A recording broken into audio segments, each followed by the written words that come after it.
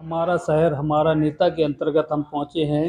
बुंदेलखंड की पृथ्वीपुर विधानसभा क्षेत्र के बारे में यदि हम बात करें तो बुंदेलखंड में यह काफ़ी अहम सीट मानी जाती है, जो कि आसपास की सीटों पर भी अपना प्रभाव छोड़ती है।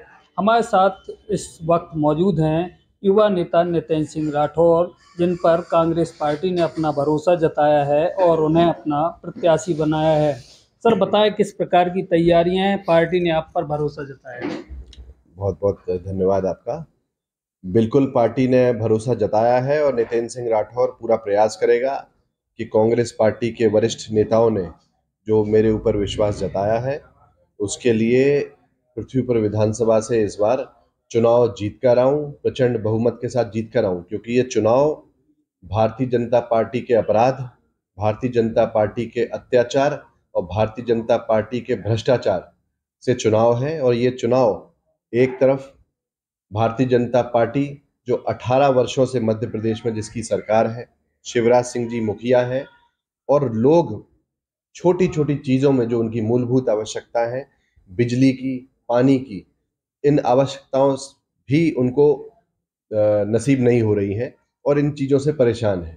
इसीलिए इस बार पृथ्वीपुर में भारतीय जनता पार्टी से कोई भी प्रत्याशी चुनाव लड़े, ये चुनाव भाजपा वर्सेस पृथ्वीपुर की जनता है। और नितिन सिंह राठौर के साथ यहाँ के एक एक बुजुर्ग जिनका आशीर्वाद है, माताओं बहनों का आशीर्वाद है और नौजवानों का प्रेम है और उनकी ताकत है। और मुझे पूरा विश्वास है कि इस बार जीत जनता की होगी और भारतीय जनता पार्टी को इस बार घर बिठा दिया जाएगा। उपचुनाव के दौरान भी जो है आपको ही कांग्रेस पार्टी के द्वारा प्रत्याशी बनाया गया था, चूंकि आपके पिता स्वर्गीय बृजेंद्र सिंह राठौर के निधन के बाद आपको उपचुनाव के दौरान प्रत्याशी, क्या कारण रहे थे और इस बार क्या डिफरेंट रहने वाला? देखिए, उपचुनाव की परिस्थिति दूसरी थी। सबसे पहले तो 2018 में स्वर्गीय पिताजी को जनता ने चुना था और विधायक बन के गए, और माननीय कमलनाथ जी के नेतृत्व में सरकार बनी और वो मंत्री पद से नवाजे गए। लेकिन वो सरकार तुरंत गिरा दी, भारतीय जनता पार्टी के षड्यंत्र से सौदेबाजी करके उस सरकार को गिरा दिया गया। उसके बाद कोरोना की दूसरी लहर में स्वर्गीय पिताजी छोड़कर चले गए। उनके निधन के बाद मेरे लिए राजनीति नई नई थी। नई नई इसलिए थी कि उसके पहले सहयोगी के रूप में तो मैंने काम किया था अपने पिताजी के साथ, 2018 के चुनाव में भी पूरे टाइम किया था। लेकिन एज ए लीडर पहली बार उपचुनाव में पार्टी ने भरोसा जताया और मैं जनता के बीच में था।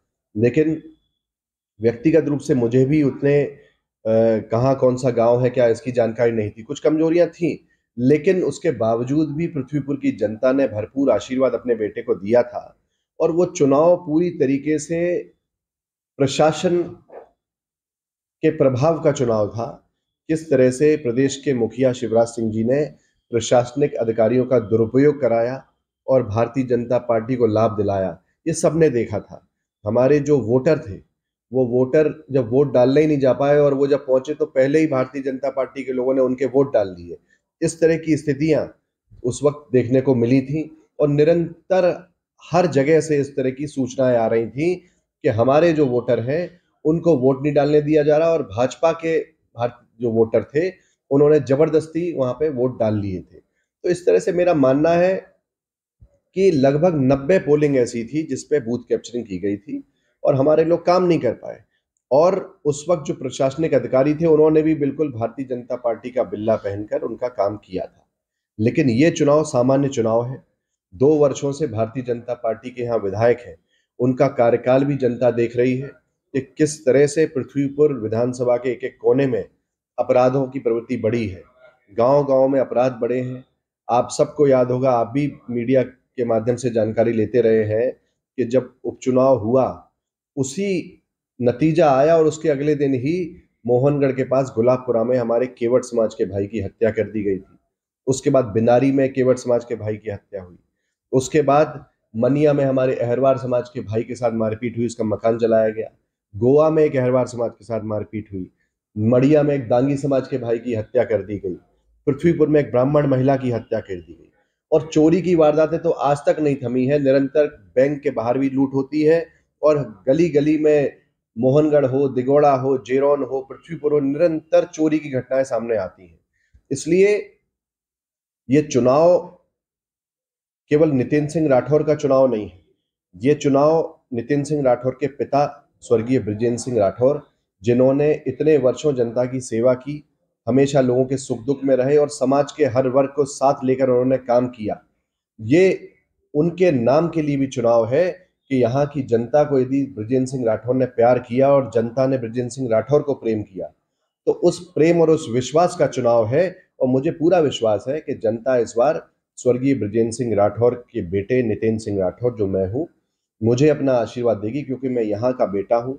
मेरे परिवार, मेरे दादा, मेरे पिता ने हमेशा यहाँ अपने पारिवारिक संबंध बना के रखा और जनता से आज भी उन संबंधों को मैं निभा रहा हूँ और एक परिवार की तरह हम लोग यहाँ पर रहते हैं। इसलिए जनता पूरी तरह से इस बार निर्णय देगी कि घर के बेटे को चुनाव जिताएगी और जो उत्तर प्रदेश का नेता है उसको बाहर का रास्ता दिखाएगी।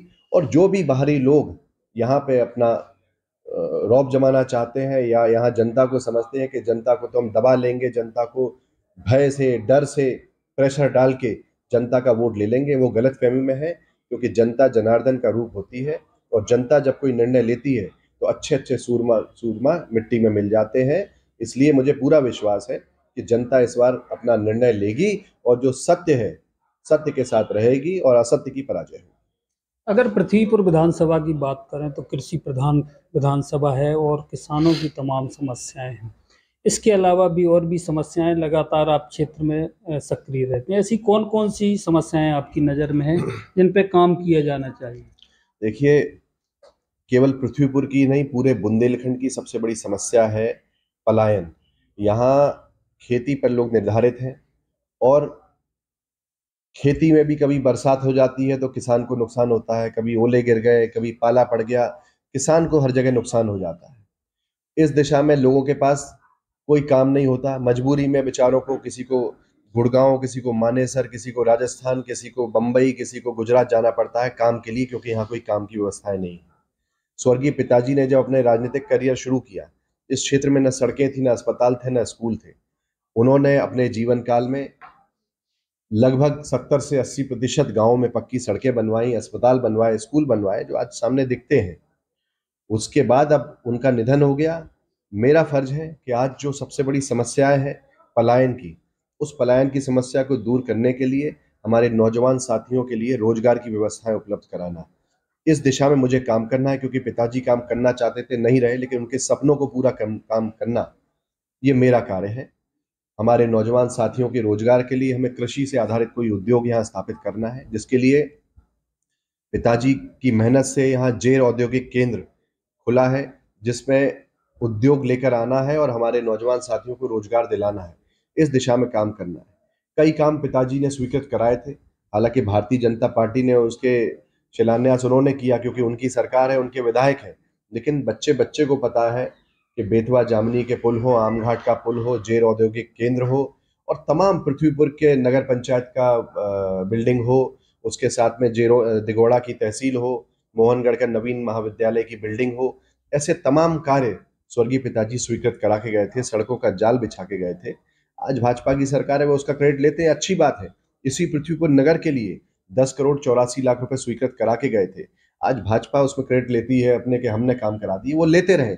हमारी खुशी इस बात में है कि जनता को लाभ मिलना चाहिए, जनता को खुशी मिलनी चाहिए और जो जनहितकारी योजना है इसका लाभ जनता को मिलना चाहिए। इस दिशा में काम करेंगे।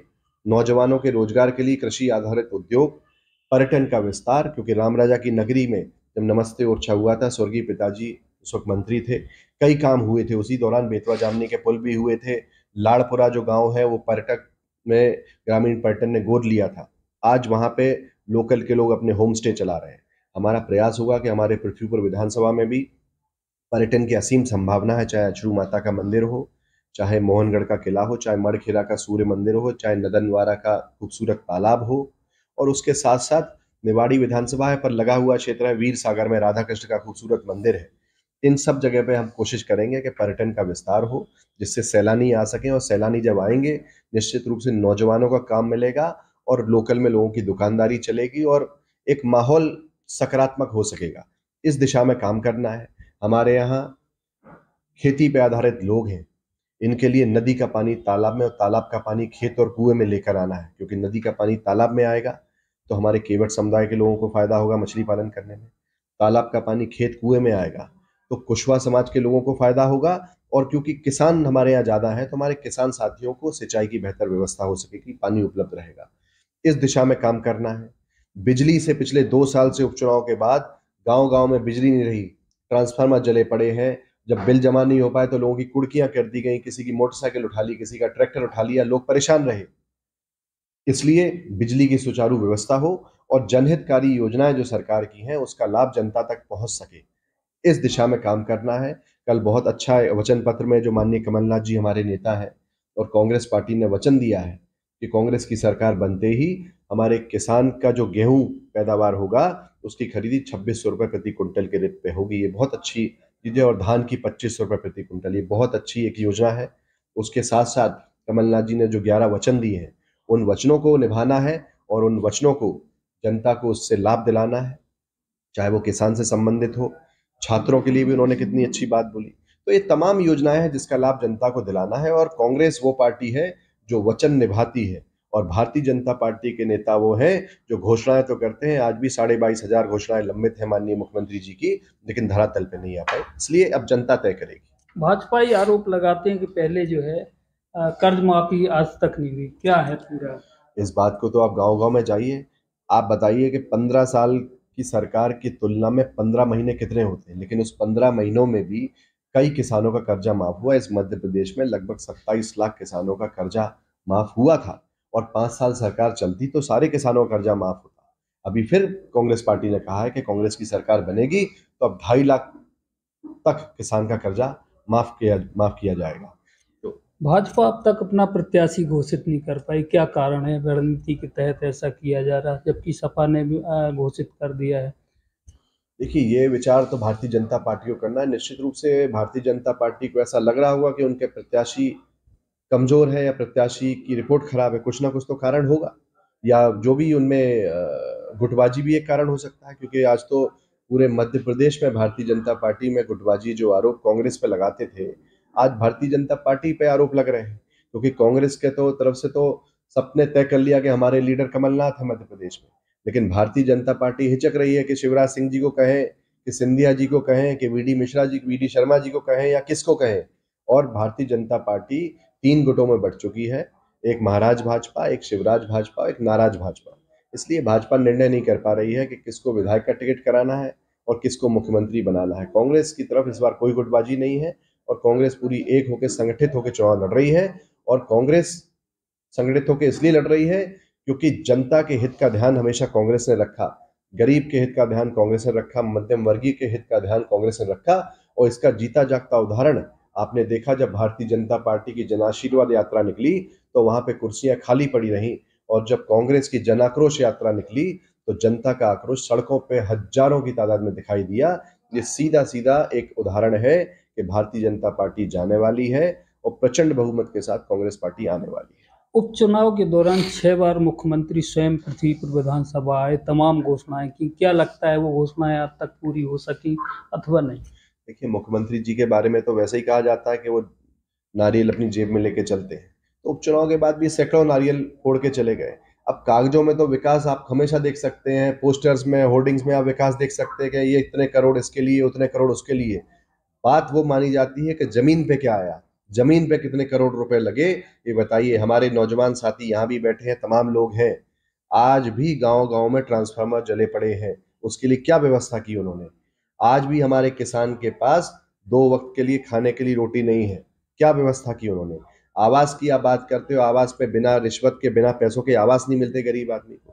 तहसील थाने में काम के लिए जाते हैं, बिना पैसों के काम नहीं होता। तिराहे चौराहे पे जाते हैं, मोटरसाइकिल लोग रोक के बेचारों की 500 हजार हजार रुपए की पर्चियां काटी जाती हैं।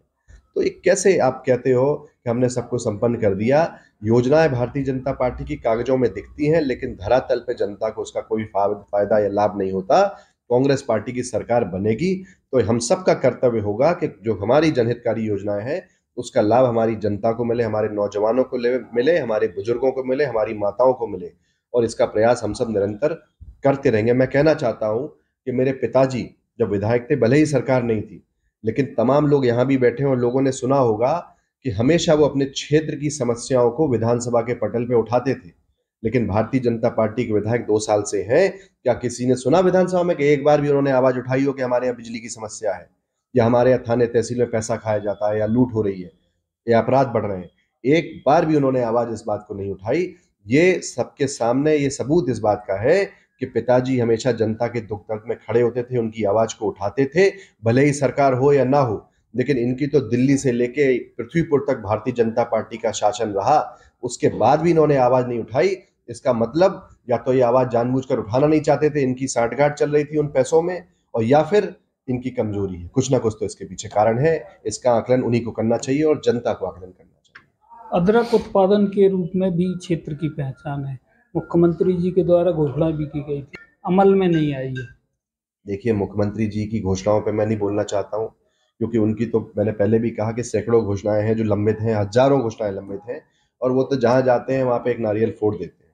उस पर मैं अपनी बात नहीं रखना चाहता हूँ। लेकिन मैं इतना जो मैंने आपके आगे बात रखी है कि कांग्रेस की सरकार बन रही है, प्रचंड बहुमत के साथ मध्य प्रदेश में बन रही है, और नितिन सिंह राठौर को यहाँ का जनता आशीर्वाद इस बार देगी।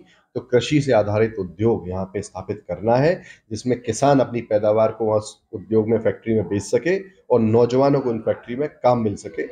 इस दिशा में काम करना है, इसको सबके बीच में लेकर जाना है। भारतीय जनता पार्टी की जो बातें हैं उस पर मैं नहीं जाना चाहता हूँ, क्योंकि मैंने पहले भी कहा कि इनका विकास, इनकी बातें टेलीविजन पे दिखती हैं, कागजों में दिखती हैं, पोस्टर्स में दिखती हैं, लेकिन धरातल पे इनका कोई असर नहीं होता है। धरातल पे हमारी जनता 18 साल से परेशान है, और इस पृथ्वीपुर की जनता पिछले 2 साल से तड़प रही है हर चीज में कि इनको किसी चीज का कोई लाभ नहीं मिला। केवल लूटने का काम भारतीय जनता पार्टी ने किया। 4.5 साल ये बड़ी बड़ी बातें करते हैं, जनता की जेब खाली करते हैं, महंगाई बढ़ाते हैं। अब आप सोचिए कि हमारे किसान साथी, जब इनको टमाटर बेचना पड़ता है तो 10 रुपए का या अधिक से अधिक 20 का बिकता होगा, लेकिन इनको जब टमाटर खरीदना पड़ा तो 200 पार हो गया। तो लाभ किसको हुआ? व्यापारियों, बड़े बड़े व्यापारियों को। और ये पार्टी व्यापारियों की पार्टी कहलाती है। किसान गरीब की पार्टी हमेशा कांग्रेस पार्टी कहलाई है, जो उनके दुख दर्द में हमेशा उनके साथ रहती है और आगे भी रहेगी। महंगाई और बेरोजगारी, ये दोनों मुद्दे कितने कारगर रहे हैं? ये सबसे बड़े मुद्दे हैं। महंगाई, जैसे मैंने कहा कि भारतीय जनता पार्टी की सरकार जब भी रही, महंगाई पे कोई नियंत्रण ही नहीं रहा। जब 50 रुपए का पेट्रोल बिकता था तब कहते थे कि बहुत हुई महंगाई की मार, अब की बार मोदी सरकार। और जब 100 रुपए का पेट्रोल बिकता है तो इनको महंगाई नहीं दिखती। गैस सिलेंडर जब 300 रुपए का था तो महंगाई थी। बड़ी बड़ी भारतीय जनता पार्टी की नेत्रियां पार्लियामेंट के बाहर उस वक्त नृत्य कर रही थी। लेकिन जब 1200-1300 पे सिलेंडर बिका तो इनको महंगाई नहीं दिखी। और जब हमारे माननीय कमलनाथ जी ने ये कहा, ये वचन दिया कि नारी सम्मान योजना के तहत हर महिला के खाते में हमारी सरकार बनते ही 1500 रुपए आएंगे और 500 रुपए में गैस सिलेंडर देंगे, तभी शिवराज सिंह जी को अचानक याद आई बहनों की। तो उन्होंने 18 वर्षों बाद, चुनाव के जस्ट 4 महीने पहले याद आई, उन्होंने कहा कि हर बहना को लाडली बहना के तहत 1000 रुपए देंगे और 450 में उज्ज्वला योजना के तहत सिलेंडर देंगे। लेकिन आप किसी भी एक व्यक्ति से पूछ लीजिए कि क्या उनको उज्ज्वला योजना के तहत 450 में सिलेंडर मिला क्या? आपको ना ही जवाब आएगा, क्योंकि कहीं इसका लाभ मिला ही नहीं। केवल बातों में इनकी घोषणाएं हैं, और ये हमेशा बातें ही रहती हैं। कांग्रेस पार्टी पूरी तरीके से महंगाई को नियंत्रण करेगी, भ्रष्टाचार को नियंत्रण करेगी, और गरीब और मध्यम वर्गीय के हित में काम करेगी। मुझे पूरा विश्वास है, और माननीय कमलनाथ जी जो हमारे नेता हैं, वो जो वचन देते हैं उसको निभाते हैं। उन्होंने 15 महीने की सरकार में ये करके दिखाया। आप देखिए, गाय के नाम पे भारतीय जनता पार्टी ने कितनी राजनीति की, लेकिन 1000 गौशालाओं का निर्माण अगर कोई करके दिखा पाया तो वो सिर्फ कमलनाथ जी हैं जिन्होंने करके दिखा पाया। इसलिए मैं कहना चाहता हूं कि जनता से कि आप कांग्रेस पार्टी पे विश्वास कीजिए, हमारे नेतृत्व पे विश्वास कीजिए। जनता के साथ कांग्रेस पार्टी का एक एक कार्यकर्ता हमेशा समर्पित रहेगा और उनके हितों का ध्यान रखेगा। भारतीय जनता पार्टी का एक ही काम है कि जनता को लूटो, और जब चुनाव आए तो लोक लुभावने वादे करो, उसके बाद फिर जनता को लूटो। इसलिए इनकी बातों में कभी मत आइए और कांग्रेस पर विश्वास रखिए। लाडली बहना और युवाओं के लिए हाल में ही एक योजना सीखो कमाओ लागू की गई थी, कितना प्रभाव पड़ता दिखाई दे रहा मैं है ये पब्लिक के पूछना लिए? चाहता हूँ कि जितनी भी योजनाएं ये हैं, ये 18 वर्षों से शिवराज सिंह जी को क्यों याद नहीं आई? क्यों चुनाव के 4 महीने पहले ही याद आई? जो 18 वर्षों से जो आदमी मुख्यमंत्री रहा हो, आज बड़ा दुर्भाग्य है इस प्रदेश का कि आज भी प्रदेश में इस तरह से लोगों के लिए लालच देना पड़ रहा है। अरे 18 वर्षों का मुख्यमंत्री तो कायाकल्प कर सकता था। ये कांग्रेस पे आरोप लगाते हैं 70 साल का। जब 70 साल पहले जब देश आजाद हुआ था, उस वक्त तो इस देश में एक सुई भी नहीं बनती थी। कांग्रेस पार्टी इस दिशा में लेकर आई। आज कंप्यूटर हो, चाहे मोबाइल हो, चाहे तमाम टेक्नोलॉजी की चीजें हो, वो कांग्रेस पार्टी के समय पर आई। और भारतीय जनता पार्टी ने क्या किया इतने वर्षों में? सिर्फ दिखावे, सिर्फ भाषणों के अलावा, सिर्फ बातों के अलावा आज कुछ भी नहीं किया। और जनता अपने आप को ठगा महसूस कर रही है। ये जितनी भी उनकी घोषणाएं हैं, जनता इस बार नकार देगी, क्योंकि उनको मालूम है कि ये सब चुनाव के लोक लुभावने वादे हैं और चुनाव के बाद भाजपा एक बार फिर लूटने का काम करेगी। इसलिए जनता इनके झांसे में आने वाली नहीं है। जनता ने समझ लिया है कि इस बार शिवराज मामा को घर बिठाना है और भारतीय जनता पार्टी को घर बिठाना है और कांग्रेस पार्टी को लेकर आना है, जो उनके लिए समर्पित रहेगी और उनके लिए कार्य कर सकेगी। तो ये थे हमारे साथ युवा नेता नितिन सिंह राठौर जी, जिनका कहना है कि भारतीय जनता पार्टी लोक लुभावने वादों से लोगों को ठगना चाहती है। और इसके साथ ही उन्होंने भरोसा जताया कि जिन क्षेत्र की जनता उन पर एक बार भरोसा जताएगी। पृथ्वीपुर से बंसल न्यूज के लिए भूपेंद्र सिंह राजावत।